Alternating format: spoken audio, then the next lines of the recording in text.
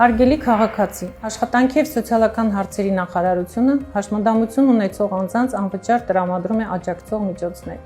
անվասայլակներ, պրոթեզներ, օրթեզներ և այլն։ Նախարարությունը պարբերաբար թարմացնում է այդ ցանկը։ Օրինակ, այս տարի այն համալրվել է մեկ անգամյա օգտագործման տակդիրով, միկրոպրոցեսորային ծնկահոդով պրոթեզով, կոխլեար իմպլանտի պրոցեսորով և այլն։ Հաջորդ տարի այն կհամալրվի տեղորոշման կամ հաղորդակցման սարքերով, ինչպես նաև նույն անձը հնարավորություն կունենա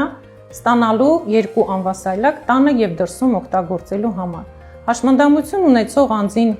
աջակցող միջոցը տրամադրվում է վերականգնողական անհատական ծրագրի կամ ծառայությունների անհատական ծրագրի հիման վրա։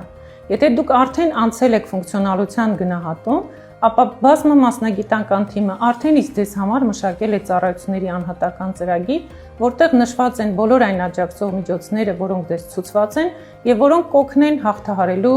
միջավայրային խոչընդոտներն ու դժվարությունները։ Այն մարդիկ, ովքեր հաշմանդամությունը ստացել են մինչև 2023 կամ 2024 թվականը և նրանց տրամադրվել է վերականգնողական անհատական ծրագիր, ապա անկախ նրանից այն ուժի մեջ է թե ոչ, կշարունակեն ստանալ տվյալ այն աջակցող միջոցը, որը նշված է տվյալ փաստաթղթում։ Դրանից զատ այլ աջակցող միջոց ստանալու համար կամ եթե չունեք վերականգնողական անհատական ծրագիր, ապա պետք է անցնել ֆունկցիոնալ գնահատում ծառայությունների անհատական ծրագիր ստանալու համար։